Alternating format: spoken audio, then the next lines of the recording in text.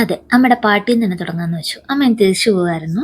Evening ട്രെയിനായിരുന്നു. അപ്പൊ ചെറിയൊരു വിഷമൊക്കെ ഉണ്ടായിരുന്നു. നമ്മള് ഫ്രണ്ട്സായിട്ട് എല്ലാരും കൂടെ ചേർന്നാണ് അമ്മേനെ കൊണ്ടാക്കിയത്. ഇത്രയും ദിവസം നിന്നിട്ട് പെട്ടെന്ന് പോകുമ്പോ നമുക്കൊരു മിസ്സിംഗ് പോലെ തോന്നില്ലേ? അങ്ങനെ കുറച്ച് മൂഡ് ഓഫ് ആയിരുന്നു. ആ ഒരു മൂഡ് ഓഫ് ഒക്കെ മാറ്റാനായിട്ട് നമ്മളൊന്ന് ഫുഡൊക്കെ കഴിക്കാൻ പോയി. അത് കഴിഞ്ഞ് വൈറ്റ് ഫീൽഡ് തന്നെ ഇപ്പൊ ഒരു മേള നടക്കുന്നുണ്ട്. മേള എക്സിബിഷനൊക്കെ പോലെ നടക്കുന്നുണ്ട്. നമ്മളവിടെ പോയിരുന്നു. ഒന്ന് കേറി എന്തൊക്കെയാ ഉള്ളേന്നൊക്കെ നോക്കാന്ന് വെച്ചു. പക്ഷേ നമ്മള് പോയപ്പോഴത്തേക്ക് എന്താ പറയാ, നല്ല നല്ല സാധനങ്ങളുണ്ട്. നമ്മൾ ഡ്രസ്സ് ആ ഒരു സൈഡിലേക്ക് നോക്കിയില്ല. കാര്യം കുറച്ച് എക്സ്പെൻസീവ് ആയിരുന്നു ഡ്രസ്സൊക്കെ.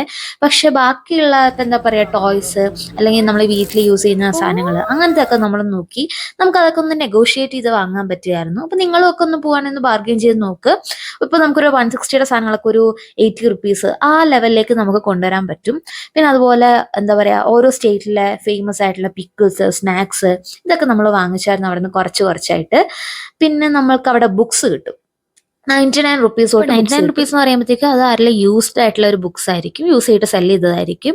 നമുക്ക് പിന്നെ വായിച്ചാൽ മതിയല്ലോ. അങ്ങനെ നമ്മൾ 2 ബുക്സ് ഒക്കെ വാങ്ങി കുറച്ചധികം സാധനങ്ങൾ വാങ്ങിച്ചിട്ടുണ്ടായിരുന്നു. അപ്പൊ അത്രയുള്ള ഗൈസ്, ബൈ.